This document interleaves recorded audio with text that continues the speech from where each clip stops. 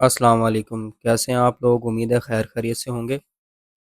तो आज हम 14 चैप्टर को आगे बढ़ाते हैं और एक्सरसाइज 14.1 डिस्कस हो चुकी है। आज हम एक्सरसाइज 14.2 सॉल्व करेंगे। मुश्किल नहीं है, बड़ी आसान है। 14 चैप्टर जो है ना, आई थिंक ये जो इम्पोर्टेंट चैप्टर्स का एक पोर्शन है, उसमें एक इजी चैप्टर मैं इसको कंसिडर करता हूँ। ये चैप्टर तो आप हर सूरत में लाजमी प्रिपेयर करें। तो चले जी, चैप्टर 14 है वेक्टर्स, फर्स्ट ईयर क्लास 11 का, क्लास 11 मैथ का। उसकी एक्सरसाइज 14.2 को आगे बढ़ाते हैं। आगे बढ़ने से पहले आप लोगों से रिक्वेस्ट है कि आप चैनल को लाइक और सब्सक्राइब कर लें। Thank you. तो 14.2, इसमें जो टॉपिक हमने पढ़ना है दैट इज डॉट प्रोडक्ट और स्केलर प्रोडक्ट और इनर प्रोडक्ट। बेसिकली तो हमने दो वेक्टर्स का प्रोडक्ट पढ़ना है। आपको पता होना चाहिए, जब भी वर्ड प्रोडक्ट आता है, प्रोडक्ट का मतलब होता है दो चीज़ों को मल्टीप्लाई करना।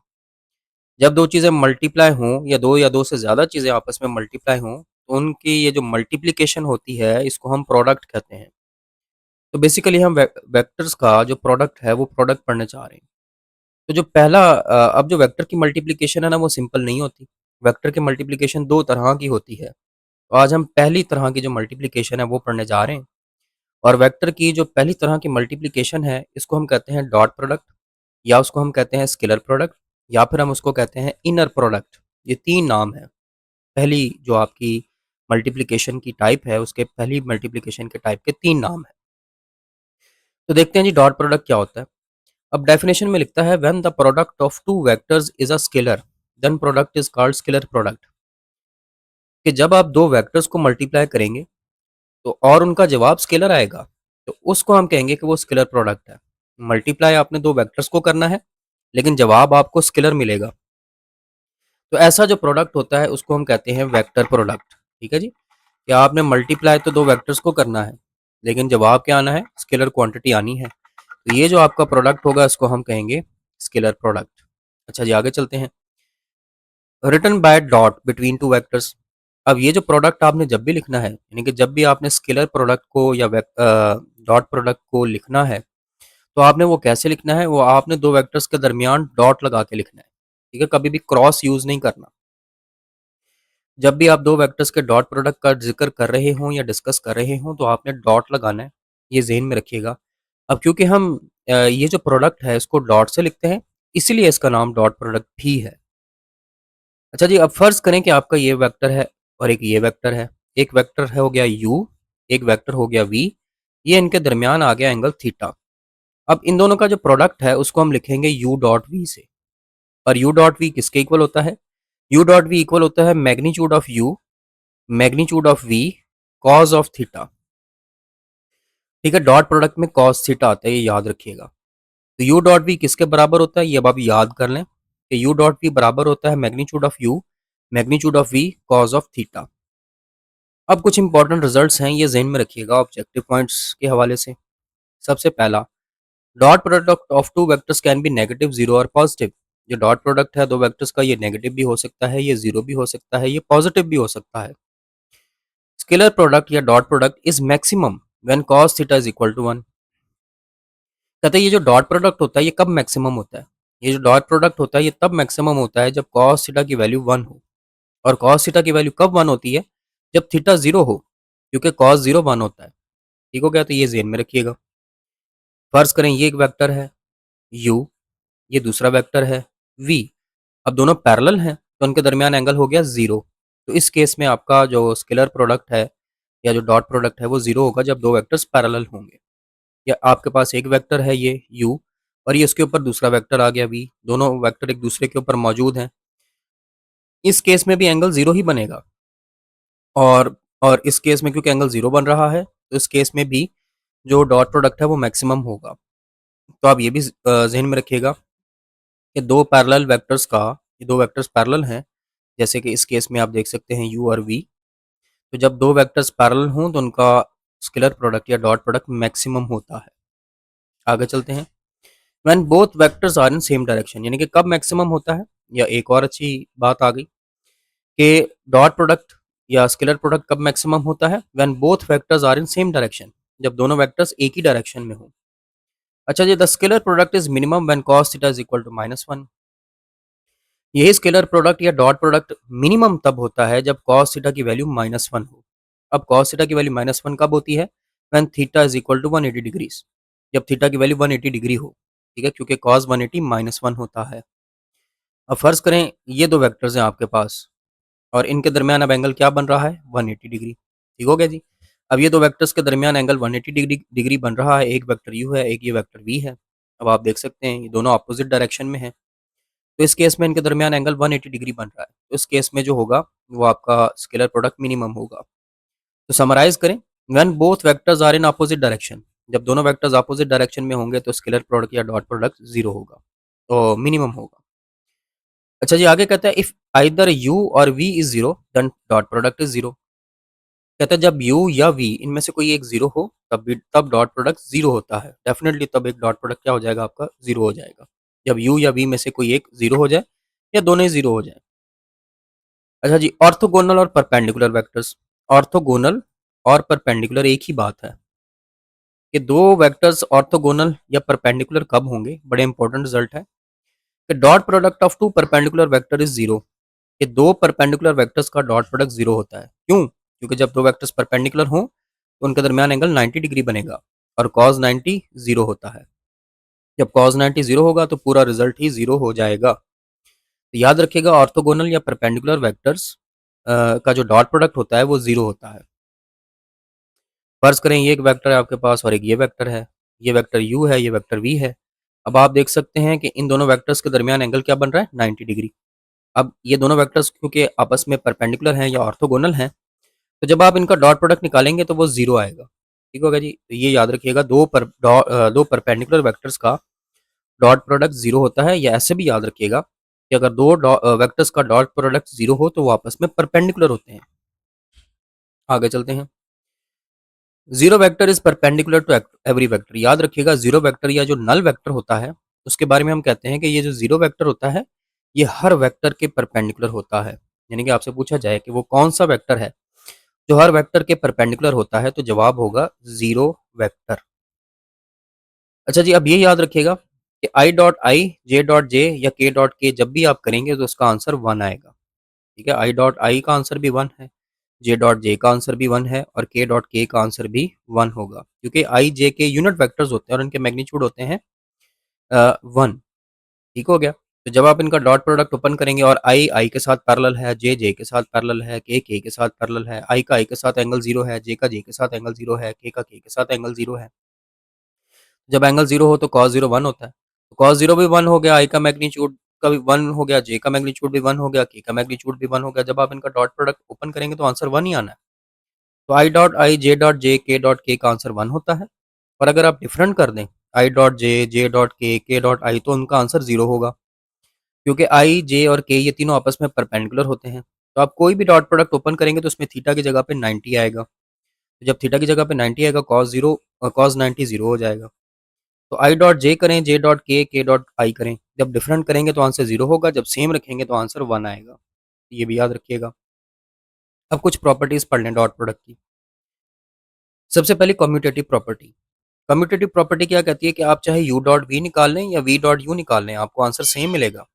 यू डॉट वी और वी डॉट यू दोनों का आंसर सेम होता है। दूसरी प्रॉपर्टी इसको हम कहते हैं डिस्ट्रीब्यूटिव प्रॉपर्टी, कि यू डॉट वी प्लस डब्ल्यू। अब इसमें क्या होगा, ये जो यू है ये वी और डब्ल्यू दोनों के साथ आ जाएगा, तो यू डॉट वी प्लस डब्ल्यू बन जाएगा u dot v plus u dot डब्ल्यू। ठीक हो गया जी, ये डिस्ट्रीब्यूटिव प्रॉपर्टी आ गई। एसोसिएटिव प्रॉपर्टी, कि सी एक नंबर है, स्केलर है, कोई भी एक नंबर है, सी इंटू यू डॉट वी आ जाए, ये जो नंबर है स्केलर है ये दोनों के साथ मल्टीप्लाई हो जाएगा। सी यू डॉट, हाँ सॉरी, इसको आप ऐसे भी लिख सकते हैं। अब देखिए लिखा हुआ है ना c into u dot v, तो सी आप किसी एक के साथ लिख लें, c into u dot v या u into u dot into c v. अब आप इनका डॉट प्रोडक्ट लेके देखेंगे तो आंसर सेम आएगा।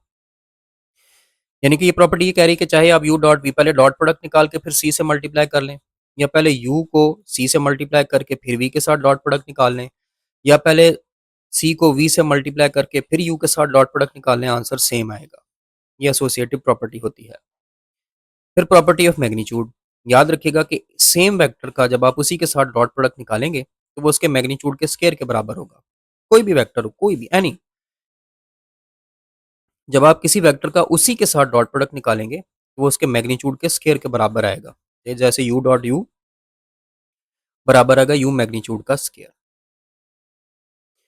फिर ये एक रिलेशन याद रखिएगा कि ए मैग्नीट्यूड का स्केयर प्लस बी मैग्नीट्यूड का square plus 2ab cos theta बराबर होता है ए प्लस बी मैग्नीट्यूड का स्केयर के। ठीक है, ये एक फार्मूला ज़हन में रखना है आपने। वैसे तो ये a plus b whole square का जब फार्मूला ओपन करें तो यही चीज़ बनती है, बस इसके साथ cos थीटा आ गया। तो A plus B magnitude whole square बराबर होता है ए magnitude square plus B magnitude square plus 2ab cos theta के। या आप ऐसे भी लिख सकते हैं ए plus B magnitude whole square is equal to A magnitude square plus B magnitude square plus 2ab cos theta. ये एक रिजल्ट अपने जहन में रखिएगा, ये हमने आगे क्वेश्चंस में यूज भी करना है। इसी तरह अगर A minus B magnitude whole square आ जाए तो A minus B magnitude whole square बराबर होगा A magnitude square plus B magnitude square minus 2ab cos theta के। ये दूसरा रिजल्ट है, ये भी जहन में रखिएगा। अब स्टार्ट करते हैं एक्सरसाइज 14.2। 14.2 का पहला क्वेश्चन है find the cosine of angle theta between u and v. Cosine of angle theta लिखा हुआ है, कोसाइन ऑफ एंगल थीटा का मतलब है कॉस थीटा, कि आपने कॉस थीटा फाइंड करना है। अब देखिए आपको एक वेक्टर दिया हुआ है u और एक वेक्टर दिया हुआ है v। u दिया हुआ है 2i प्लस 3j प्लस के, v दिया हुआ है माइनस आई प्लस 2j प्लस 2k। तो ये कॉस थीटा का फार्मूला आता है जो ज़हन में रखिएगा कि कॉस थीटा बराबर होता है u डॉट v और magnitude of u magnitude of v। अब अगर आपको कॉस थीटा चाहिए तो आपको u डॉट v निकालना पड़ेगा और u मैग्नीट्यूड और v मैग्नीट्यूड निकालना पड़ेगा। आप डायरेक्ट कर लें cos theta is equal to, ये देखें u वेक्टर आ गया डॉट ये v वेक्टर आ गया और नीचे ये u का मैग्नीट्यूड आ गया स्क्वायर रूट 2 का स्क्वायर प्लस 3 का स्क्वायर प्लस 1 का स्क्वायर और ये v का मैग्नीट्यूड आ गया माइनस 1 का स्क्वायर प्लस 2 का स्क्वायर प्लस 2 का स्क्वायर और उसका स्क्वायर रूट।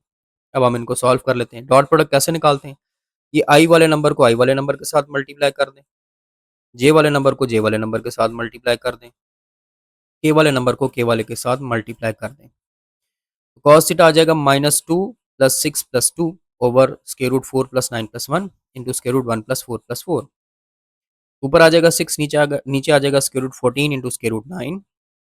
कॉस थीटा आ जाएगा 6 ओवर स्क्वायर रूट 14, 9 का स्क्वायर रूट 3 होता है, ये आ गया, ये कैंसिल हो गए। तो कॉस थीटा आपके पास आ गया 2 ओवर स्क्वायर रूट 14। तो ये कॉस थीटा निकाल लिया। पार्ट 2, यू आपको दिया हुआ है उसने -325 और वी दिया हुआ है 16-2। ये भी आपको बताया हुआ है 14.1 में कि ये वेक्टर को लिखने का एक तरीका है, या तो आप आई जे के लगा लें या फिर आप स्क्वायर ब्रैकेट में लिख लें। अब ये भी वेक्टर ही दिए हुए हैं तो आप एक काम करें, इनका डॉट प्रोडक्ट निकालना है तो आपको फार्मूला बताया था। तो u डॉट वी, ये आ गया u, ये आ गया v और ये नीचे u का मैग्नीट्यूड आ गया स्क्वायर रूट -3 का स्क्वायर प्लस 2 का स्क्वायर प्लस 5 का स्क्वायर और ये v का मैग्नीट्यूड आ गया 1 का स्क्वायर रूट 1 का स्क्वायर प्लस 6 का स्क्वायर प्लस -2 का स्क्वायर। अब ये -3 ये 1 से मल्टीप्लाई हो जाएगा, 2 जो है ये 6 से मल्टीप्लाई हो जाएगा, 5 जो है ये -2 से मल्टीप्लाई हो जाएगा। तो कॉस थीटा आ जाएगा -3 plus 12 minus 10 over square root 9 plus 4 plus 25 square root 1 plus 36 plus 4। तो कॉस थीटा आ जाएगा -1 over square root 38 into square root 41। Square root में मल्टीप्लाई कर लें, दोनों स्क्वायर रूट में है तो मल्टीप्लाई कर लें। तो कॉस थीटा आ जाएगा -1 ओवर स्क्वायर रूट 1558। ये आंसर आ गया। क्वेश्चन नंबर 2 पर आ जाए। कहता है if a plus B plus C is equal to 0 and magnitude of a is equal to 3, magnitude of b is equal to 5, magnitude of c is equal to 7, find the angle between a and b। आपने अब angle निकालना है दोनों के दरमियान, यानी कि theta निकालना है। अब उसने उसने आपको खुद दिया हुआ है कि a प्लस बी प्लस सी बराबर है 0 के। ये उसने देखें आपको स्टार्ट में खुद दिया हुआ है। तो आप किसी एक को उस तरफ ले जाए, हम सी को इधर ले जाते हैं। तो ये बन जाएगा a plus B is equal to minus सी। अब मैग्नीट्यूड ले लेते हैं दोनों साइड्स पे। ये हमने मैग्नीट्यूड ले लिया, magnitude of a plus B is equal to magnitude of सी। अब मैग्नीट्यूड क्या करेगा, मैग्नीट्यूड ये मॉड होता है, मॉड माइनस के साइन को प्लस कर देता है। तो ये बन जाएगा a प्लस बी का magnitude is equal to C का मैग्नीट्यूड। अब दोनों तरफ स्केयर कर लें, जब आपने स्केयर किया तो बन गया a प्लस बी मैग्नीट्यूड का square is equal to C का स्केयर। अब याद करें मैंने आपको बताया था कि a plus B magnitude whole square का एक फार्मूला है, ये आ गया फार्मूला। ए मैग्नीट्यूड का स्केयर प्लस बी मैग्नीट्यूड का स्केयर प्लस 2a का मैग्नीट्यूड बी का मैग्नीट्यूड कॉज ऑफ थीटा और ये आ गया सी का स्केयर। अब वैल्यूज पुट करते हैं। ठीक है ना, उसने A magnitude B magnitude C magnitude उसको क्वेश्चन में आपको दिया हुआ है। ए मैग्नीट्यूड का स्केयर यानी कि 3 का स्केयर, बी मैग्नीट्यूड का स्केयर 5 का square, 2ab 2 into 3 into 5 cos theta और फिर सी मैग्नीट्यूड का स्केयर यानी कि 7 का स्केयर। तो बन जाएगा 9 + 25 + 30 cos theta is equal to 49। 34 + 30 cos theta is equal to 49। ये 34 को राइट साइड पे ले जाके माइनस कर दें। 30 cos theta is equal to 49 minus 34। 30 cos theta is equal to 15। 30 को उधर जाके डिवाइड कर दें। cos theta is equal to 15/30। cos theta 1/2 आ गया, तो थीटा आ गया, ये cos उधर जाके इन्वर्स हो जाएगा। Theta is equal to inverse cos 1/2, और 1/2 करेंगे तो 0.5 आता है। अब cos इन्वर्स 0.5 करेंगे तो थीटा की वैल्यू 60 आ जाएगी। तो ये एंगल आ गया आपका। क्वेश्चन नंबर 3 पे आ जाए, उसी जैसा है कि ए का मैग्नीट्यूड 3 दिया हुआ है, बी का मैग्नीट्यूड 4 दिया हुआ है और ए प्लस बी का मैग्नीट्यूड 5 दिया हुआ है। Find angle between A and B. अब आपने ए और बी के दरमियान एंगल निकालना है। अब इसको कैसे स्टार्ट करना है, ये थोड़ा डिफरेंट है। इसमें हम यहाँ से स्टार्ट करेंगे। ये उसने क्या दिया हुआ है आपको, ये दिया हुआ है कि ए प्लस बी का मैग्नीट्यूड 5 है। ये आ गया ए प्लस बी का मैग्नीट्यूड 5 उसने दिया हुआ है, यही हमने लिख लिया। हम दोनों तरफ स्केयर कर लेते हैं। तो ए प्लस बी मैग्नीट्यूड का स्केयर इज इक्वल टू 5 का स्केयर। अब देखो फिर ये a plus B magnitude square आ गया, तो हमारे पास इसका फार्मूला है। हम इसका फार्मूला ओपन करते हैं। तो ए के मैग्नीट्यूड का स्केयर प्लस बी के मैग्नीट्यूड का square plus 2ab cos theta और 5 का स्केयर हो गया 25। अब ए मैग्नीट्यूड और बी मैग्नीट्यूड की वैल्यू उसने दी हुई है, वो पुट कर लें। तो 3 का स्केयर प्लस 4 का स्केयर प्लस 2 इंटू 3 इंटू 4 और cos theta is equal to 25। जो बन गया 9 + 16 + 24 cos theta is equal to 25। तो 25 + 24 cos theta is equal to 25। 25 उधर जाके माइनस हो गया, तो 24 cos theta is equal to 25 minus 25। 24 cos theta is equal to 0 आ गया। अब ये 24 राइट साइड पे जाके डिवाइड हो जाएगा, cos थीटा 0 आ जाएगा।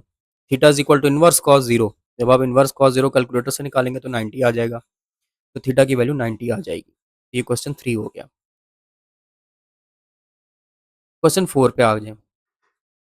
अच्छा जी, अब इसमें कहता है calculate the projection of A along B and the projection of B along A. अब ये किस तरह से निकालनी है projection of A along B और बी अलॉन्ग ए, इसके फार्मूले भी मैं क्वेश्चन में ही आपको इधर ही बता दूंगा। अब देखिए, ए वेक्टर उसने आपको दिया हुआ है 2i + 3j - k और बी वेक्टर उसने दिया हुआ है i - 2j + 4k। तो projection of A along B का ये फार्मूला है। Projection of A along B का फार्मूला होता है a dot B over magnitude of A square into vector A. ये याद रखिएगा कि projection of A along B का ये फार्मूला होता है a dot B over magnitude of A square into vector A. तो ऊपर ये आपने a डॉट बी निकाल लिया, ये वेक्टर ए आ गया 2i + 3j - k, ये वेक्टर बी आ गया i - 2j + 4k ओवर ये ए का मैग्नीट्यूड का स्केयर आ गया। ए का मैग्नीट्यूड कैसे निकालेंगे, ये वेक्टर ए है, इसको देखते हुए 2 का स्केयर प्लस 3 का स्केयर प्लस -1 का स्केयर का स्केयर रूट और फिर उसका स्केयर भी आएगा क्योंकि यहाँ पे स्केयर लिखा हुआ है। और ये जो सात वेक्टर ए है ना, इसको आपने नहीं छेड़ना, ये ऐसे ही रहेगा। अब आप इसको सॉल्व कर लें, ऊपर डॉट प्रोडक्ट ले लें। तो 2 को आपने इस आई के 1 के साथ मल्टीप्लाई किया, 2 आ गया। 3 को इस -2 से मल्टीप्लाई किया तो ये -6 आ गया। -1 को आपने +4 के साथ मल्टीप्लाई किया, -4 आ गया। नीचे ये स्केयर स्केयर रूट से कैंसिल हो गया, तो 4 + 9 + 1 इंटू वैक्टर ए आ गया। तो ये आ जाएगा -8/14 वैक्टर ए। डिवाइड कर लें तो projection of A along B आ गई -4/7 ए। अब projection of B along A निकालना है। Projection of B along A का फार्मूला ये होता है A dot B over B magnitude square into vector B. इस बी को आपने नहीं छेड़ना। अब ऊपर ए डॉट बी निकालेंगे, तो ये आ गया vector A 2i + 3j - k dot B आ गया vector B i - 2j + 4k और यहाँ पे नीचे बी का मैग्नीट्यूड का स्केयर आएगा। तो बी का मैग्नीट्यूड क्या होगा, स्केयर रूट 1 का स्केयर प्लस -2 का स्केयर प्लस 4 का स्केयर और इसका स्केयर भी होगा। तो नीचे आपके पास ऊपर आ जाएगा वैसे डॉट प्रोडक्ट लेना है आपने, 2 - 6 - 4 और ये मैग्नीट्यूड का स्केयर है, तो ये बन जाएगा 1 + 4 + 16 के स्केयर रूट का स्केयर। फिर आ जाएगा -8/√21 का स्केयर।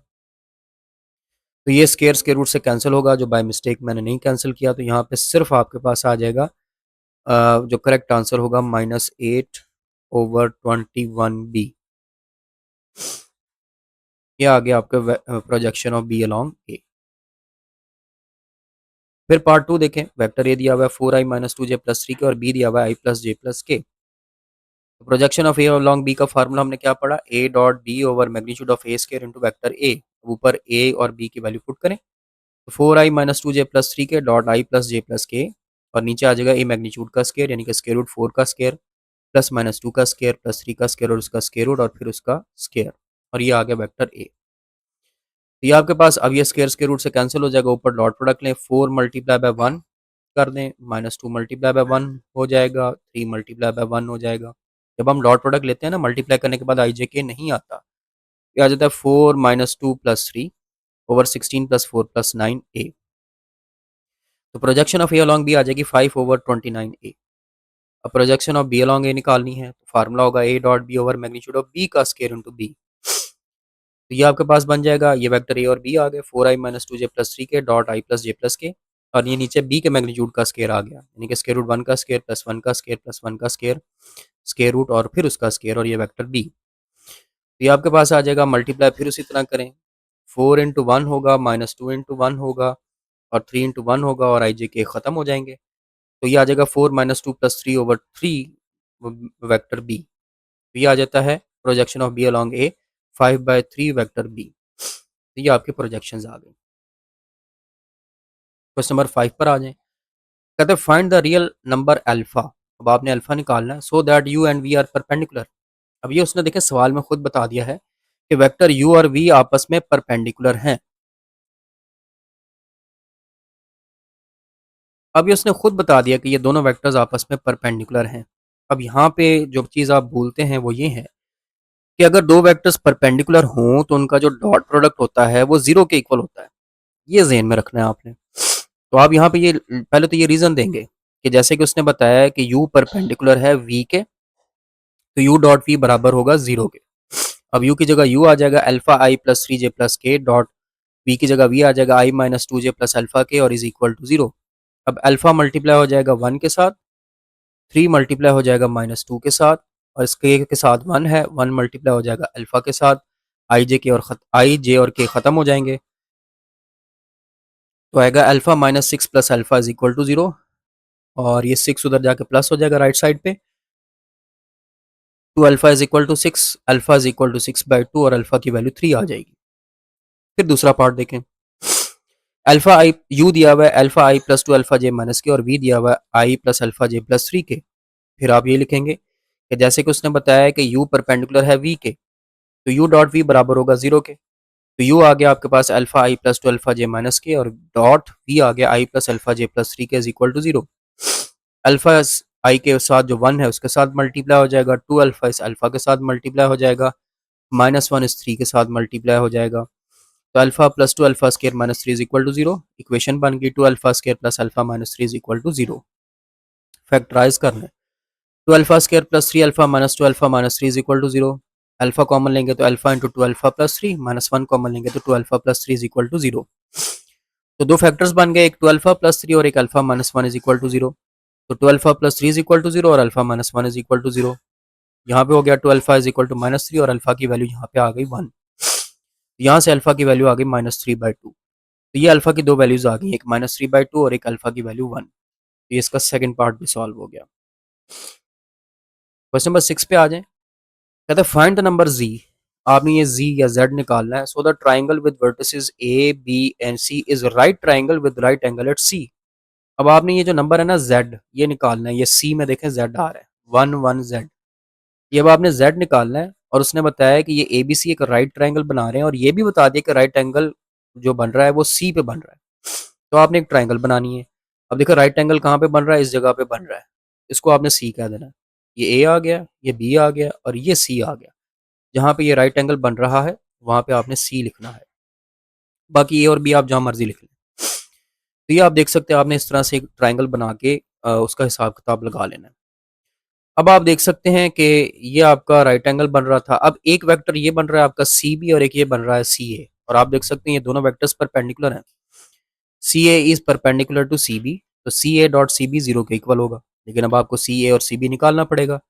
सी ए किस तरह से निकालेंगे, ये याद करें, पोजीशन वेक्टर वाला टॉपिक। सी ए लिखा हुआ है तो ए का पोजीशन वेक्टर पहले आएगा ओ ए, और सी का पोजीशन वेक्टर बाद में आएगा माइनस ओ सी। फिर सी बी लिखा हुआ है, ओपन करेंगे तो बी पहले, ओ बी का पोजीशन वेक्टर पहले आएगा ओ बी, माइनस फिर सी का आएगा माइनस ओ सी।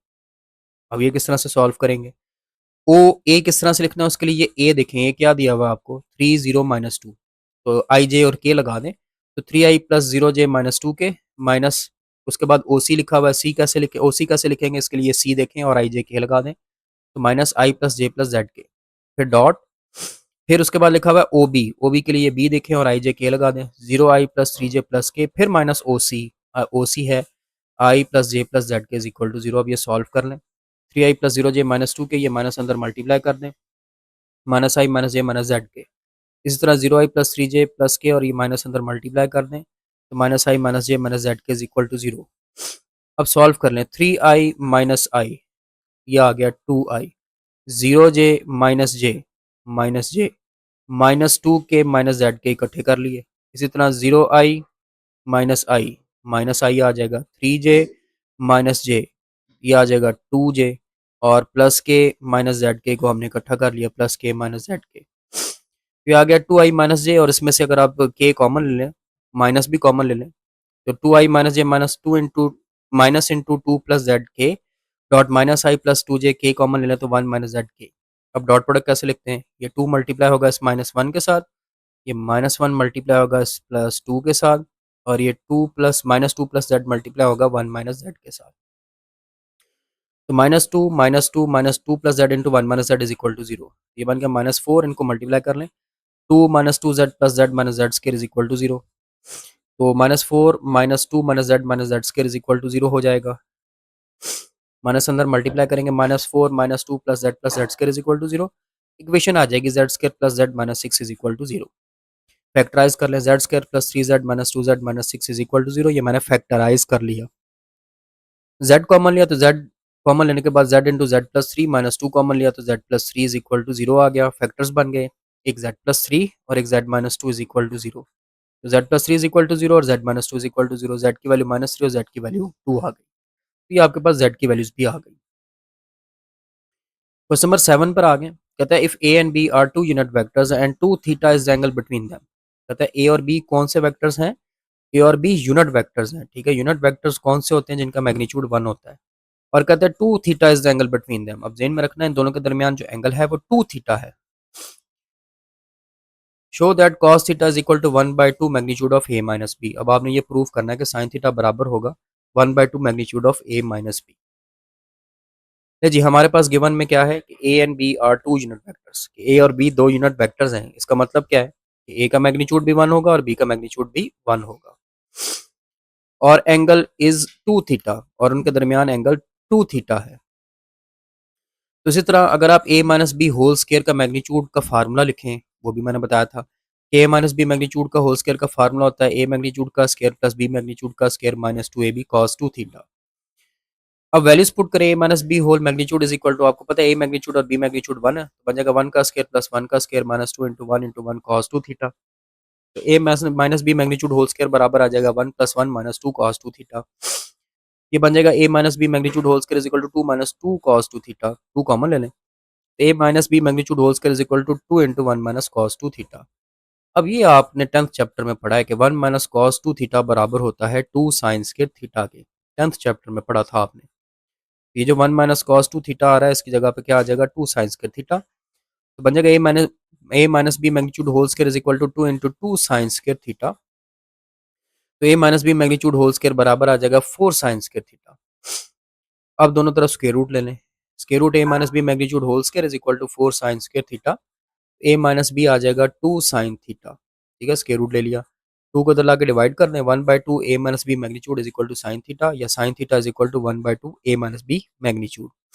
देखिए यही चीज़ आपने प्रूफ करनी थी जो प्रूफ कर दी, तो ये ज़रा ध्यान में रखिएगा, यहाँ पर ये वाला स्टेप जो है ना मे बी आप भूल जाएं, वो नहीं भूलना।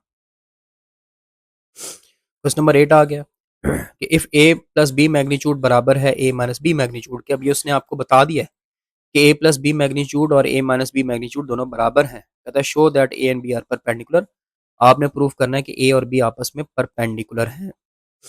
अब उसने गिवन में खुद बताया आपको कि ए प्लस बी मैग्नीट्यूड बराबर है ए माइनस बी मैग्नीट्यूड के, ए प्लस बी और ए माइनस बी मैग्नीट्यूड का फार्मूला ओपन करें, A magnitude square plus B magnitude square plus 2ab cos theta और A magnitude square plus B magnitude square minus 2ab cos theta, ये मैंने दोनों के फार्मूले ओपन कर लिए।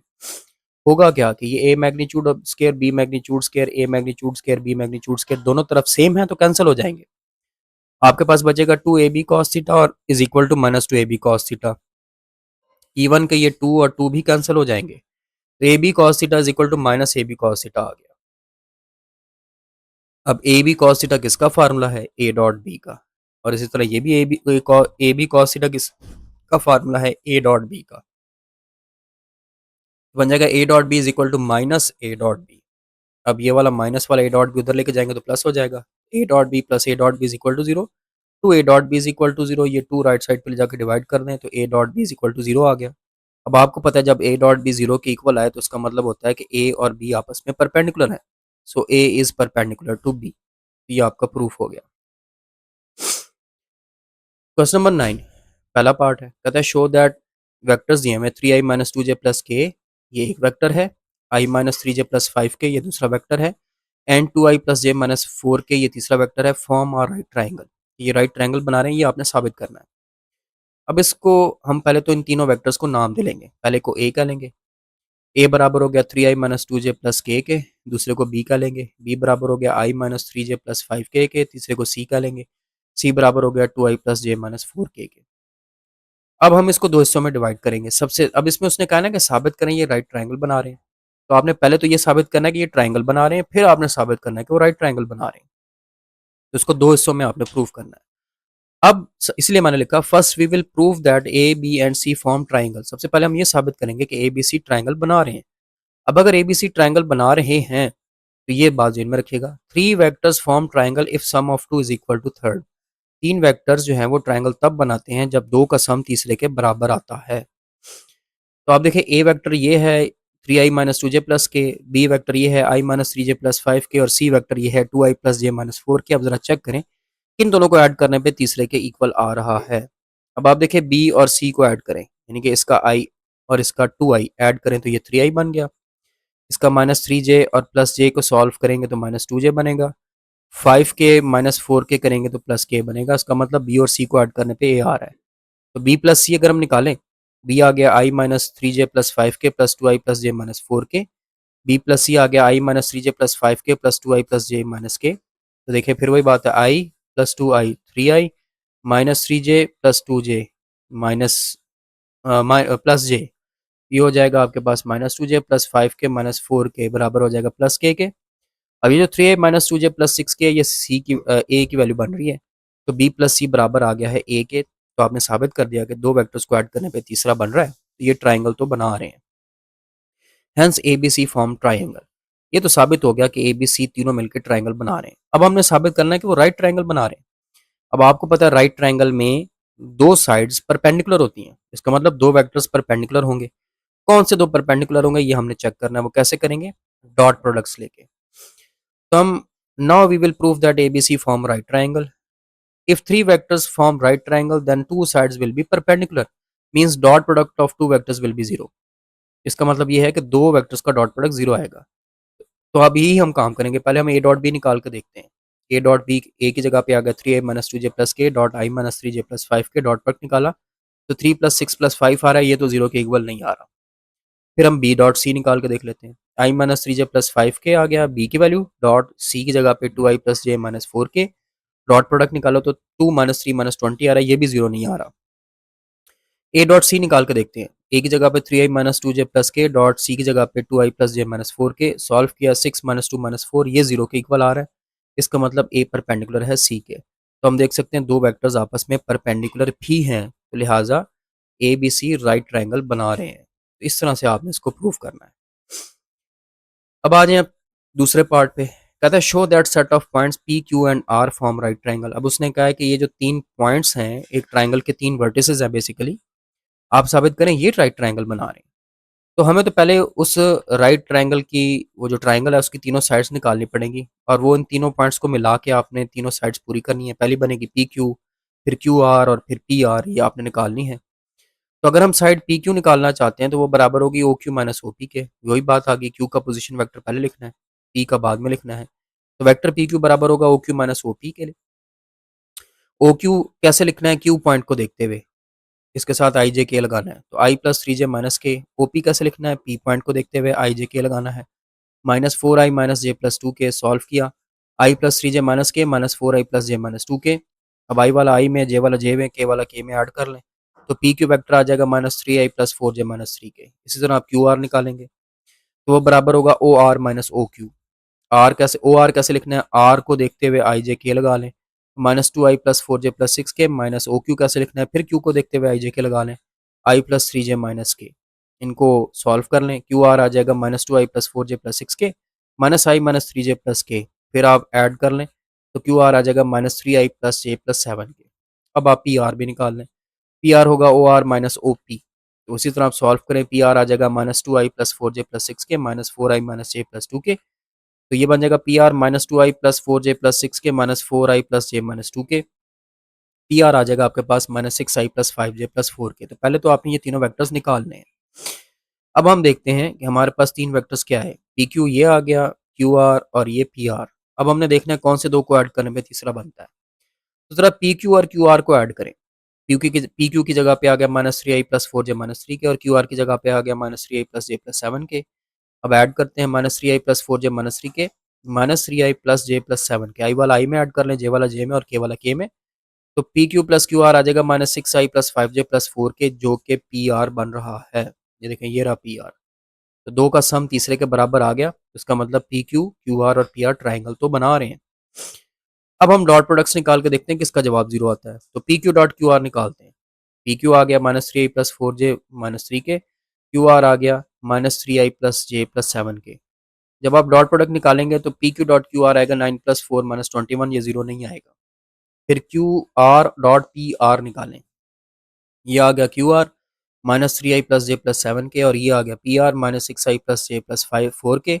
सॉल्व किया, P Q Q R dot P are आपके पास आएगा 18 प्लस 5 प्लस 28, इसका जवाब भी जीरो नहीं आ रहा। तो P Q dot P are निकाल के देख लेते हैं, लास्ट ऑप्शन। तो ये आ गया P Q -3i plus 4j minus 3k और ये आ गया P R -6i plus 5j minus 4k। तो P Q dot P R आ रहा है 18 प्लस 20 माइनस 12, ये भी जीरो नहीं आ रहा। तो किसी भी सूरत में डॉट प्रोडक्ट का आंसर जीरो नहीं आ रहा। तो इसका मतलब P Q Q R and P R does not form right triangle, के ये राइट ट्राइंगल नहीं बना रहे। ट्राइंगल तो बना रहे हैं लेकिन राइट ट्राइंगल नहीं बना रहे। अगर राइट ट्राइंगल बना रहे होते तो पिछले पार्ट की तरह किसी दो का डॉट प्रोडक्ट जीरो आता। तो लिहाजा ट्राइंगल तो बन रही है बट राइट ट्राइंगल नहीं बन रही, ये भी जेन में रखना है। क्वेश्चन नंबर 10 आ गया, कहता है show that cos alpha plus beta is equal to cos alpha cos beta minus sine alpha sine beta. आपको याद होगा, आपने ये फार्मूला 10th चैप्टर में भी पढ़ा था। अब इसका प्रूफ मांगा है और अब हमने वेक्टर्स की मदद से इसको प्रूफ करना है। कैसे करेंगे, उसके अब कुछ हिस्से हैं। इसमें एक डायग्राम आपको जेन में रखनी पड़ेगी, फिर उस डायग्राम से कैसे प्रूफ करना है ये भी आपको जेन में रखना पड़ेगा। अब डायग्राम कैसे बनाएंगे, आपने ये एक्सिस बना लेना है, एक्स एक्सिस और वाई एक्सिस। इसमें आपने एक वेक्टर ये बना लेना है ओ ए, जिसको हम यूनिट वेक्टर ए कहेंगे। बेसिकली ना आपने अब एक्सिस के अंदर जो लेने हैं वो यूनिट वेक्टर लेने हैं। ये जो आपने पहला वेक्टर बनाए हैं ये यूनिट वेक्टर ए है, ये यूनिट वेक्टर है, ऊपर हैट लगी हुई है। और इस तरह इसका एंगल आपने फर्ज कर लेना है कि वो अल्फा है। फिर एक वेक्टर आपने ये बना लेना है और उसका एंगल माइनस बीटा होगा। तो इन दोनों के दरमियान एंगल क्या बनेगा, अल्फा प्लस बीटा। अब अच्छा वापस आते हैं एक मरतबा। अब देखिए ये वाला जो एंगल था ना अल्फा, ये एंटी क्लॉकवाइज डायरेक्शन में था तो इसलिए मैंने पॉजिटिव लिया। अब आप ये वाला एंगल देखो तो ये क्लॉकवाइज डायरेक्शन में है, तो इसलिए एंगल को आपने बीटा नहीं माइनस बीटा कहना है। अब अगर आप ये वाला एंगल निकालेंगे ना इनके दरमियान ये वाला, तो अब देखिए ये बीटा की डायरेक्शन रिवर्स नहीं होगी। पहले इसमें आ रहा था ऊपर से नीचे की तरफ, जब आपने ये वाला एंगल निकाला तो इसकी डायरेक्शन रिवर्स होगी, ये नीचे से ऊपर की तरफ जा रहा है। जब आप नीचे से ऊपर की तरफ जाएंगे तो ये नेगेटिव बीटा की जगह पॉजिटिव बीटा काउंट होगा और उसमें फिर आप ये वाला ऐड करेंगे। ये वाला एंगल कितना है, ये अल्फा है, तो इसलिए इन दोनों के दरमियान एंगल कितना बन जाएगा, अल्फा प्लस बीटा। और ये भी ज़हन में रखिएगा कि ये यूनिट वेक्टर आपके पास बी है। तो ये आपने डायग्राम बनानी है और साथ आपने ये लाइन लिख देनी, consider two unit vectors, unit vector A and unit vector B making angle alpha and minus beta with positive X axis. ये फर्ज कि हमारे पास दो यूनिट वेक्टर्स हैं, एक यूनिट वेक्टर ए है, एक यूनिट वेक्टर बी है। ए जो है वो एंगल अल्फा बना रहा है, बी जो है वो माइनस बीटा बना रहा है विद पॉजिटिव एक्स एक्सिस। फिर आप बताएंगे कि measurement angle A O B, A O B, A और बी के दरमियान, यानी कि ये जो पॉइंट था ना बेसिकली आपका ये पॉइंट बी है। फिर आप बताएंगे कि जनाब ए और बी के दरमियान जो एंगल है वो अल्फा प्लस बीटा बनता है। ये हमने मेंशन किया किस तरह से बनता है। अब अगर आप ए के कोऑर्डिनेट्स निकालना चाहें, ये भी हमने 10th चैप्टर में डिस्कस किया था कोऑर्डिनेट्स कैसे निकालने। तो आप जरा ये ए पॉइंट देखें और इसके साथ बनने वाला एंगल क्या है, एंगल है अल्फा। तो ए के कोऑर्डिनेट्स बन जाएंगे कॉस अल्फा साइन अल्फा। अब बी पॉइंट पे बनने वाला एंगल है माइनस बीटा, तो बी के कोऑर्डिनेट्स बन जाएंगे cos minus beta into sine minus beta. अब कॉस के एंगल में जब माइनस आता है तो वो खत्म हो जाता है, तो ये बन जाएगा कॉस बीटा, लेकिन साइन के एंगल में अगर माइनस आए तो वो बाहर आ जाता है, तो बन जाएगा माइनस साइन बीटा। तो ये बी के कोऑर्डिनेट्स हैं। इन्हीं को मद्देनजर रखते हुए कोऑर्डिनेट्स आपने क्या बताया, ए का था कॉस अल्फा साइन अल्फा और बी के कोऑर्डिनेट्स बने cos beta minus sine beta. तो यूनिट वेक्टर ए लिखना चाहें उसके लिए पॉइंट ए देखें, आई और जे लगा दें, तो यूनिट वेक्टर ए के कंपोनेंट्स फॉर्म बन जाएगी cos alpha I plus sine alpha जे। जब आप यूनिट वेक्टर बी लिखेंगे तो पॉइंट बी को देखना है और इसकी कंपोनेंट फॉर्म कैसे बनेगी, आई और जे लगाना है इसके साथ। तो यूनिट वेक्टर बी बन जाएगा cos beta I minus sine beta जे।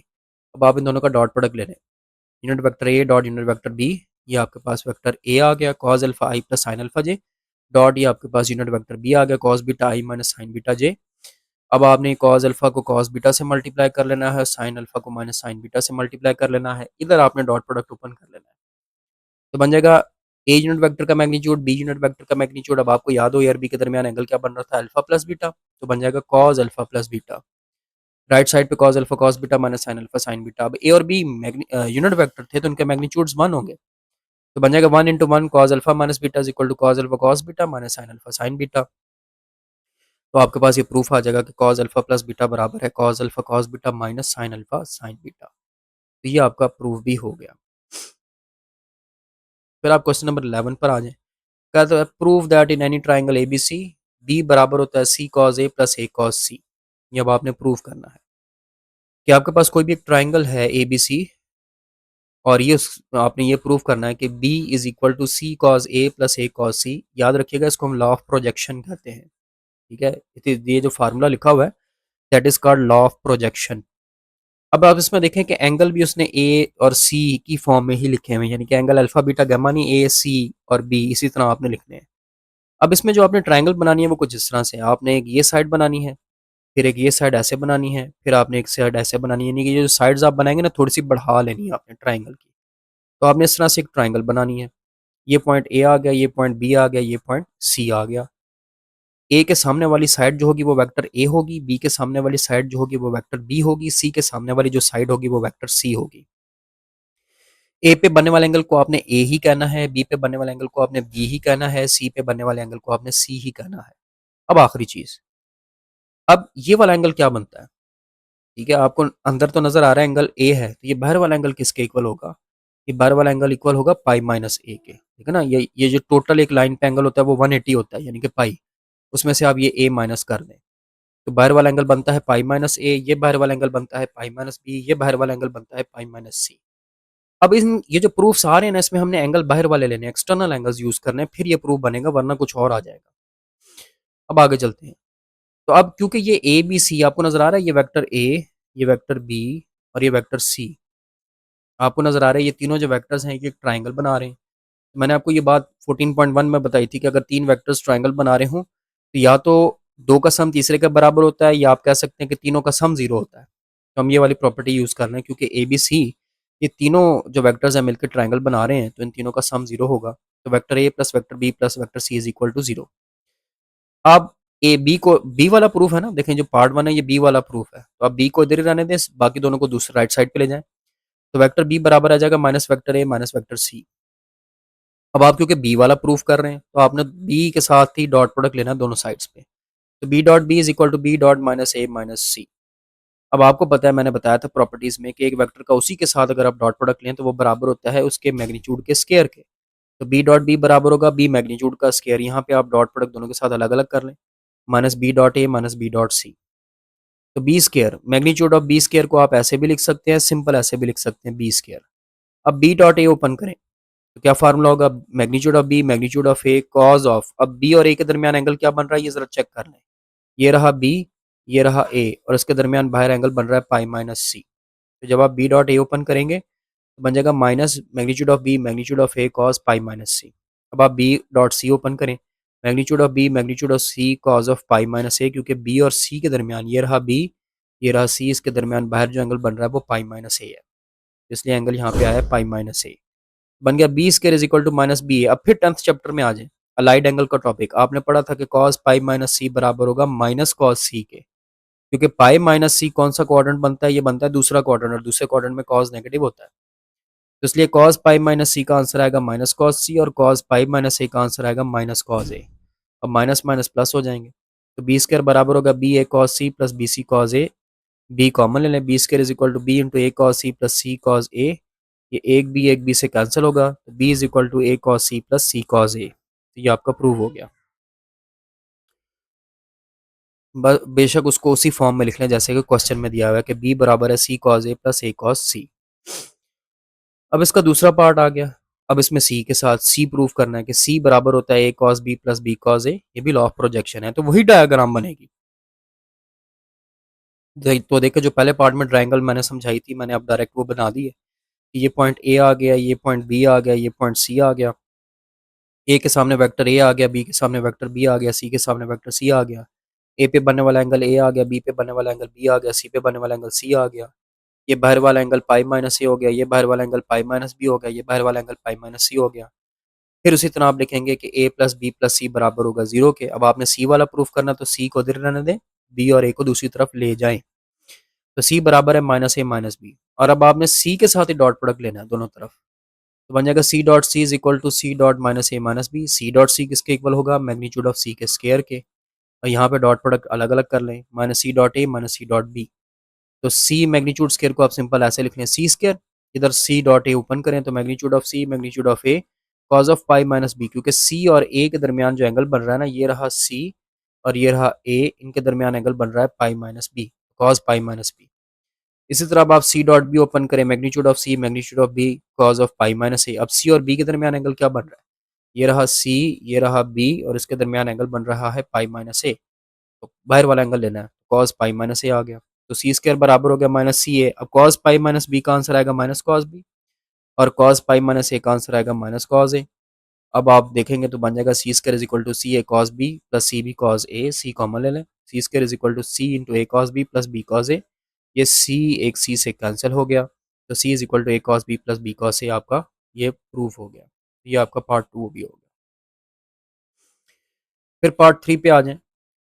तो ये है जी, बी स्क्वायर बराबर होता है c square plus A square minus to C A cos B. अब इसको हम कहते हैं लॉ ऑफ कोसाइन, ज़हन में रखना है। ये जो फार्मूला लिखा हुआ है इसको हम कहते हैं लॉ ऑफ कोसाइन। इसके लिए डायग्राम तो वही है, एक छोटा सा चेंज आएगा इस क्वेश्चन में, वो आपने देख लेना, बाकी सारे स्टेप्स वही हैं। या आपने फिर वही डायग्राम बनानी है, देखें वही ए बी सी आ गया, साइड्स आ गई, एंगल्स आ गए, सब कुछ वैसे ही है जैसे पहले पार्ट में और दूसरे पार्ट में आपने ट्राइंगल बनाई थी। एग्जैक्टली वैसे ही आपने इस तीसरे पार्ट में ट्राइंगल बनानी है।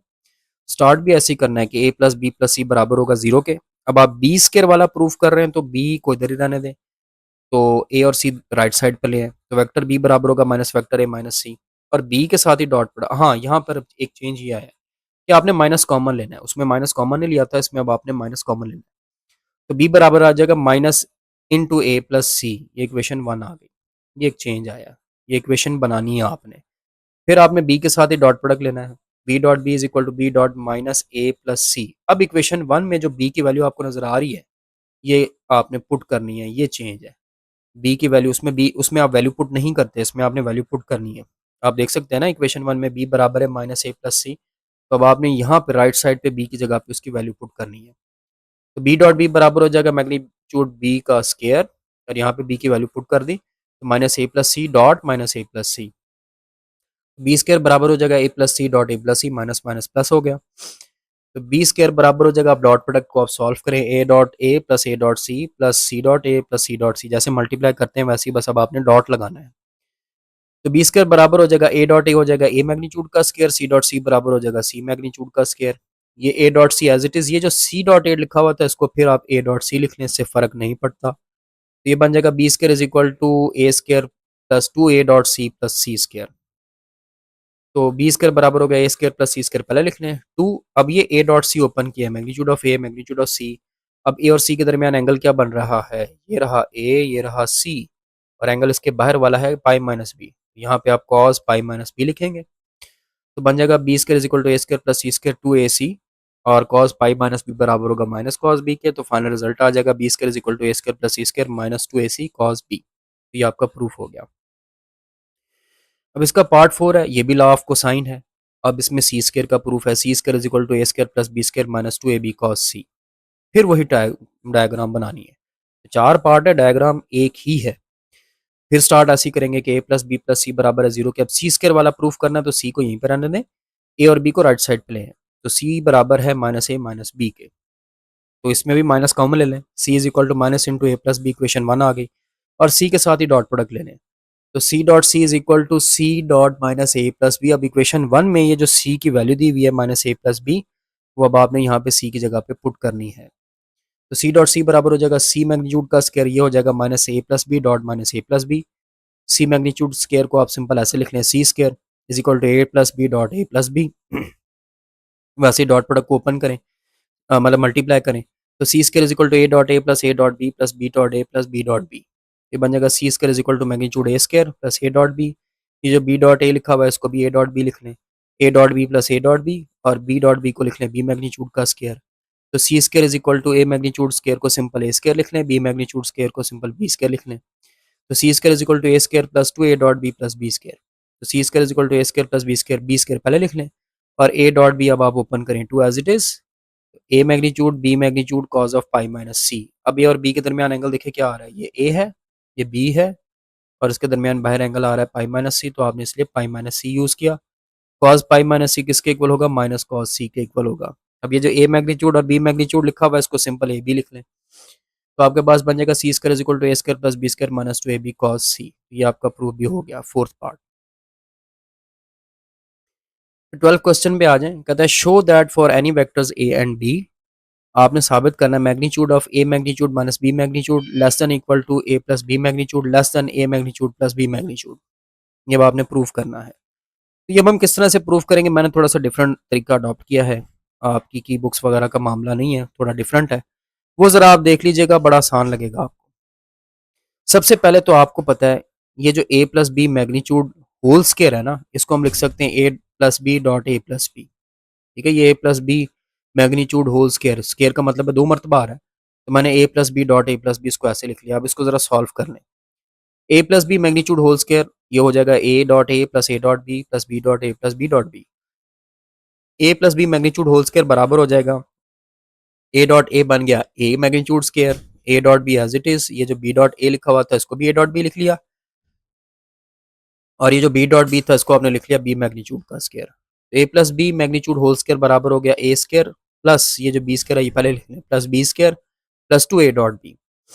तो ये बन जाएगा a plus B magnitude whole square is equal to A magnitude square plus B magnitude square. अब यहाँ पे ए डॉट बी का फार्मूला ओपन करें तो two into a magnitude B magnitude cos of theta. तो ये हमने फार्मूला ड्राइव भी कर लिया। वैसे ये फार्मूला मैंने स्टार्ट में बताया था कि आपको ये फार्मूला यूज़ होगा, ये यहाँ पर हमने उसको ड्राइव भी कर लिया है, प्रूफ भी कर लिया है कि a plus B magnitude whole square बराबर होता है a square plus b square plus two a B cos theta के। अब आगे चलते हैं, ये एक इंपॉर्टेंट पॉइंट है जहाँ से आपने स्टार्ट लेना है। अब ना ये फार्मूला अपने जेहन में रखिएगा कि a plus B magnitude whole square किसके बराबर होता है, ए magnitude square plus B magnitude का square plus two A magnitude B magnitude cos of theta. ये फार्मूला अपने जेहन में रखना है। अब अगला स्टेप कि अब ये एक इनइक्वालिटी लिखेंगे। अब ये कह क्या रही है, लिखा हुआ है minus one less than equal to cos theta less than equal to one. क्या मतलब है इसका, वो कहता है जी कॉस थीटा जो है ये माइनस वन और वन के दरमियान कोई भी वैल्यू ले सकता है। आपको पता होना चाहिए कि जो कॉस थीटा होता है ये कभी भी माइनस वन से कम जवाब नहीं देता और वन से कभी भी बड़ा जवाब नहीं देता। ठीक हो गया, कॉस थीटा की वैल्यू कभी भी माइनस वन से नीचे नहीं आती और कॉस थीटा की वैल्यू कभी भी वन से ऊपर नहीं जाती। कॉस थीटा के अंदर आप जो मर्जी पुट कर लें, कोई भी एंगल पुट कर लें, थीटा की जगह जो मर्जी पुट कर लें, आपको कभी भी आंसर वन से ज्यादा नहीं मिलेगा और इसी तरह इसका कभी भी आंसर माइनस वन से नीचे नहीं मिलेगा। तो बेसिकली कॉस थीटा की वैल्यू क्योंकि हमेशा माइनस वन और वन के अंदर अंदर रहती है, तो ये आपने ये उसको हम कहते हैं रेंज, ये कॉस थीटा की बेसिकली रेंज है। तो ये मैंने बेसिकली कॉस थीटा की रेंज लिखी है कि कॉस थीटा जो होता है वो माइनस वन और वन के दरमियान होता है। ये जो इनइक्वालिटी लिखी है इसका मतलब ये है कि minus one less than equal to cos theta less than equal to one. इसका मतलब है कि कॉस थीटा कम से कम माइनस वन हो सकता है, ज्यादा से ज्यादा वन हो सकता है, ये इसका मतलब है। तो आपने ये लिखकर फिर आगे स्टार्ट करना है, ये इंपॉर्टेंट पॉइंट है जो आपने ज़हन में रखना है। अब हमने क्या करना है, अब हमने ना वो जो फार्मूला नहीं था a plus B magnitude whole square बराबर होता है ए magnitude square plus B magnitude square plus two ए magnitude B magnitude cos theta, दरमियान में वो वाली फॉर्म बनानी है। तो कॉस थीटा तो आ रहा है, इसके साथ हमें 2a मैग्नीट्यूड b मैग्नीट्यूड चाहिए, तो हम 2a मैग्नीट्यूड b मैग्नीट्यूड से सबको मल्टीप्लाई कर देते हैं। तो बन जाएगा -2a magnitude b magnitude less than 2a magnitude b magnitude cos theta less than 2a magnitude b magnitude. Basically मैंने क्या किया है, मैंने हर एक को 2a मैग्नीट्यूड b मैग्नीट्यूड से मल्टीप्लाई कर दिया है। अब क्या करेंगे, अब हम a square plus b square हर एक में ऐड कर लेंगे। तो a square plus b square minus 2a magnitude b magnitude less than a square plus b square plus 2a magnitude b magnitude cos theta less than equal to a magnitude square plus b magnitude square plus 2a magnitude b मैग्नीट्यूड। ये मैंने a magnitude square और b magnitude square दोनों सब में add कर लिया है। तो ये लेफ्ट हैंड साइड पे किसका फार्मूला बन गया, ये बन गया जी a magnitude minus b magnitude whole square का। दरमियान में क्या बन गया है, ये फार्मूला देखो पूरा a magnitude square plus b magnitude square plus 2a magnitude b magnitude cos of theta, ये फार्मूला होता है a plus b magnitude whole square का, ये वो फार्मूला बन गया। और ये क्या बन गया, a plus square plus b square plus 2ab, ये बराबर हो गया a plus b whole square का। पहला जो है ये a minus B whole square का फार्मूला बन गया, ये a plus B magnitude whole square का फार्मूला बन गया, ये a plus b whole square का फार्मूला बन गया। अब आप स्केयर रूट ले लें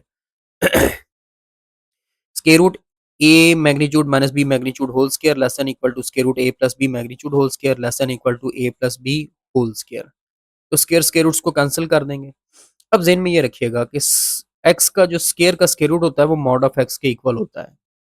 वैसे भी अगर ये नहीं भी याद रखना, छोड़ें इस बात को, जब आप स्केयर रूट लेंगे तो आपके पास आ जाएगा a magnitude minus b magnitude का magnitude less than a plus b magnitude less than equal to a magnitude plus b magnitude. सवाल ये पैदा होता है कि यहाँ पे दो मैग्नीट्यूड क्यों है, वो इसलिए कि दरमियान में देखें माइनस आ रहा है, इसमें अगर b की वैल्यू बड़ी हो जाए तो ये नेगेटिव आंसर भी तो दे सकती है ना। और स्क्वायर रूट के अंदर भी ये वैल्यू आ रही है, स्क्वायर रूट कभी नेगेटिव आंसर देता ही नहीं है। स्क्वायर रूट में चाहे जो मर्जी हो जाए, स्क्वायर रूट आपको कभी भी नेगेटिव आंसर नहीं देता। तो स्क्वायर रूट के अंदर ये जो a minus B whole magnitude का स्क्वायर लिखा हुआ है, इसमें चांस है कि इसके अंदर नेगेटिव वैल्यू आ जाए। अब स्क्वायर रूट ने नेगेटिव आंसर देना नहीं है, ये जो माइनस वाला है ना, इसके साथ हम बाहर भी एक मैग्नीट्यूड लगाएंगे और अंदर a magnitude plus b a magnitude minus B magnitude ऐसे ही आ जाएगा।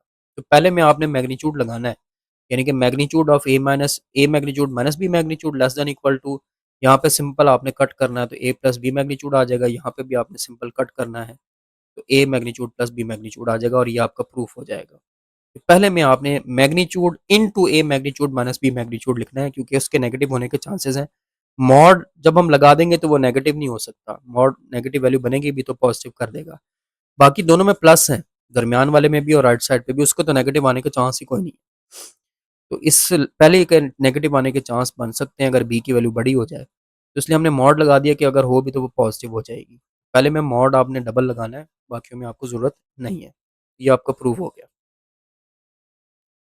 13 आ गया जी, फाइंड द वर्क डन। अब इसमें वर्क डन का एक मतलब फार्मूला हमने डिस्कस करना और उसके कुछ क्वेश्चन करने हैं। कहते हैं find the work done if the point at which constant force F 2i plus 5j plus 3k is applied to an object moves it from P1 to P2। कि वो पॉइंट P1 पे था, फिर वो पॉइंट P2 पे चला गया और ये फोर्स है और आपने वर्क डन निकालना है। तो फोर्स उसने आपको दी हुई है F, वो है 2i plus 5j plus 3k। आपको डिस्प्लेसमेंट चाहिए क्योंकि फोर्स का फार्मूला होता है, वर्क डन का फार्मूला होता है F डॉट डी। अब डी याद रखिएगा, डी किसके बराबर होगा, वो बराबर होगा जब भी दो पॉइंट्स दिए होंगे ना, जैसे P1 P2 दिया हुआ है तो डी बराबर होगा P1 P2 वेक्टर के। अगर ए और बी दिया होता है तो डी बराबर होता है ए बी वेक्टर के। अब P1 P2 वेक्टर को जब हम ओपन करेंगे तो P2 का पोजीशन वेक्टर पहले आएगा तो बन जाएगा OP2 माइनस OP1। तो डी आप निकालना चाहें तो बन जाएगा 7i plus 5j plus 3k। अब OP2 कैसे लिखना है आपने, उसके लिए P2 पॉइंट दिया हुआ है, आप आई जे और के लगा लें। और OP1 कैसे लिखना है, उसके लिए P1 भी दिया हुआ है, इसके साथ आई जे के लगा लें। तो डी आपके पास आ जाएगा 7i plus 5j plus 3k minus 2i minus 3j plus के। सॉल्व करेंगे तो डी आ जाएगा 5i plus 8j plus 2k। अब वर्क डन का ये फार्मूला होता है एफ डन डी। और याद रखिएगा वर्क डन एक स्केलर क्वांटिटी है, इसके साथ वेक्टर की नोटेशन नहीं लगानी, लेकिन एफ और डी के साथ लगानी है। तो सिंपल डब्ल्यू is equal to vector f dot vector d. अब आप डब्ल्यू और ये आ गई एफ की वैल्यू, ये आ गई डी की वैल्यू, इनका डॉट प्रोडक्ट निकाल लें। तो W is equal to 10 plus 40 plus 6, W आ जाएगा 56 जूल। ये आपका आंसर आ गया। 14 आ गया, कहता है particle is acted bye constant forces. अब उसके ऊपर एक F1 फोर्स लग रही है, एक F2 फोर्स लग रही है, displace from a to b. पहले वो पॉइंट ए पे था, वो फिर वो पॉइंट बी पे चला गया। फाइंड द वर्क डन, आपने वर्क डन निकालना है। अब जब दो फोर्सेस दी हो ना, तो हम दोनों को ऐड करके रिजल्टेंट फोर्स निकाल लेंगे। रिजल्टेंट फोर्स को हम कह लेंगे कि वो F है और वो बराबर होगी F1 प्लस F2 के। तो F बराबर होगी F1 की जगह F1 आ गया 3i प्लस 4j माइनस 3 के, प्लस F2 की जगह पे i प्लस 4j माइनस के आ गया। अब आप ऐड कर ले तो वेक्टर F आ जाएगा 4i प्लस 8j माइनस 4 के। डी किसके बराबर होगा? अब ए और बी पॉइंट दिए हुए, तो बराबर होगा ए बी के। ए बी को ओपन करेंगे तो ओ बी माइनस ओ ए आ जाएगा। अब आप सब सॉल्व करेंगे तो डी आ जाएगा 5i प्लस 4j प्लस 4 के minus 2i plus j plus 3 के। डी सॉल्व करने पे आपको मिलेगा 3i प्लस 3j प्लस के। तो डब्ल्यू बराबर होता है एफ डॉट डी के। एफ की जगह एफ आ गया, डी की जगह डी आ गया। अब आप डॉट प्रोडक्ट ले लें तो डब्ल्यू आपके पास आ जाएगा 12 प्लस 24 माइनस 4, डब्ल्यू आ जाएगा 32 जूल्स। क्वेश्चन 15 आ गया। A particle is displace from point a to b. एक पार्टिकल जो है ना वो ए पॉइंट से बी पॉइंट पर डिस्प्लेस हो गया under the action of constant forces. अब उसके ऊपर तीन फोर्सेस लग रही हैं। एक है जी 10i माइनस जे प्लस 11 के, एक है जी 4i प्लस 5j प्लस 9 के, और एक है minus 2i plus J minus 9 के। Show that the total work done by forces is 102 units. वो ऑटोमेटिकली 102 आ जाना है जब आप सॉल्व करेंगे। पहले तो हम तीनों फोर्सेस को नाम दे लेंगे। पहली F1 हो गई, दूसरी F2 हो गई, तीसरी F3 हो गई।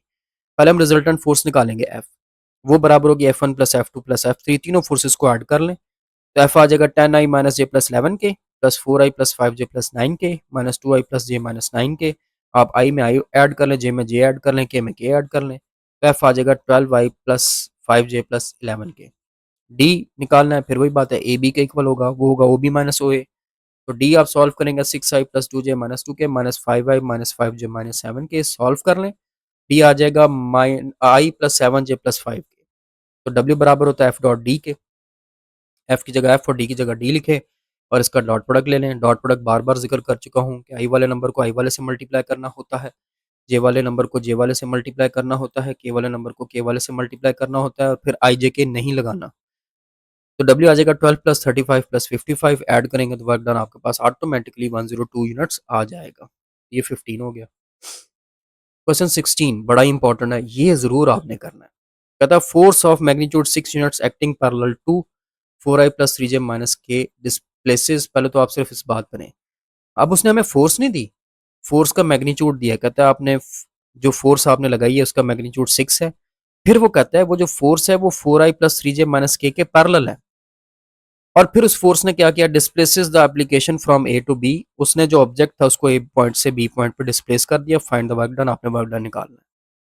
तो गिवन वेक्टर जो उसने ये आपको दिया हुआ ना 4i प्लस 3j माइनस के, ये फोर्स नहीं है, फोर्स इस वेक्टर के पैरेलल है। तो आप इसको v कह लें। v आ गया 4i plus 3j minus K, और हमें फोर्स का सिर्फ मैग्नीट्यूड दिया हुआ है। फोर्स का मैग्नीट्यूड आपके पास है 6, हमारे पास फोर्स का वेक्टर कोई नहीं है। फोर्स का वेक्टर निकालना है तो वो किसके इक्वल होगा? फोर्स का unit vector multiply by force का मैग्नीट्यूड। फोर्स का मैग्नीट्यूड तो है, फोर्स का यूनिट वेक्टर नहीं है। अब जैसे कि उसने बताया, यानी कि ये आपके पास फोर्स का यूनिट वेक्टर नहीं है। अब जैसे कि उसने बताया फोर्स पैरेलल है वी के, तो फोर्स का यूनिट वेक्टर और वी का यूनिट वेक्टर इक्वल होंगे। तो वेक्टर्स अगर पैरेलल हों तो उनके यूनिट वेक्टर्स इक्वल होते हैं। यहाँ पे आप यूनिट वेक्टर वी का जो आपका यूनिट वेक्टर वी है इसका फार्मूला ओपन करें। तो f is equal to v vector v divided by its magnitude. ये देखिए वेक्टर वी आपको दिया हुआ है, तो एफ यूनिट वेक्टर बराबर होगा 4i प्लस 3j माइनस के, नीचे इसका मैग्नीट्यूड ले लें, स्क्वायर रूट 4 का स्क्वायर प्लस 3 का स्क्वायर प्लस माइनस 1 का स्क्वायर। तो एफ का यूनिट वेक्टर आ जाएगा 4i प्लस 3j माइनस के ओवर 16 प्लस 9 प्लस 1। तो एफ यूनिट वेक्टर आ जाएगा 4i प्लस 3j माइनस के ओवर स्क्वायर रूट 26। अलग अलग कर लें, एफ यूनिट वेक्टर आ गया 4 ओवर स्क्वायर रूट 26 आई प्लस 3 ओवर स्क्वायर रूट 26 जे माइनस 1 ओवर स्क्वायर रूट 26 के। अब आप फोर्स निकाल सकते हैं। हमने अभी पढ़ा था फोर्स का क्या फार्मूला होता है, unit vector F into F magnitude. F magnitude 6 दिया हुआ है सवाल के स्टार्ट में। तो एफ आ गया जी 4 ओवर स्क्वायर रूट 26 आई प्लस 3 ओवर स्क्वायर रूट 26 जे माइनस 1 ओवर स्क्वायर रूट 26 के। ये रहा फोर्स का यूनिट वेक्टर मल्टीप्लाई बाय 6। तो फोर्स आपके पास आ गई है 24 ओवर स्क्वायर रूट 26 आई प्लस 18 ओवर स्क्वायर रूट 26 जे माइनस 6 ओवर 26 स्क्वायर रूट 26 के। ये आ गया आपके पास फोर्स। ठीक हो गया जी। पहले तो इस क्वेश्चन में आपको फोर्स निकालनी पड़ेगी, फोर्स के यूनिट वेक्टर को फोर्स के मैग्नीट्यूड से मल्टीप्लाई करके। अब आप डिस्प्लेसमेंट डी निकाल लें, ए और बी दोनों पॉइंट दिए हुए हैं। तो डी बराबर होगा वेक्टर ए बी के, और वो बराबर होगा ओ बी माइनस ओ ए के, ये आपको पता है। तो d is equal to 7i plus 3j plus 2 k minus 2i minus J plus 3 के। तो डी आ जाएगा 5 प्लस 4j-k। अब आप वर्क डन निकाल लें।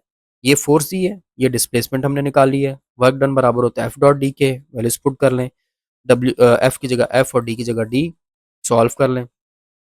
डब्ल्यू आ जाएगा, अगर आप इसको इससे मल्टीप्लाई करेंगे तो 120 ओवर स्क्वायर रूट 26, इसको इससे मल्टीप्लाई करेंगे 72 ओवर स्क्वायर रूट 26, इसको इससे मल्टीप्लाई करेंगे तो minus minus plus 6 over square root 26। तो आंसर आ जाएगा 120 plus 72 plus 6 over square root 26, यानी कि 198 ओवर स्क्वायर रूट 26 जूल।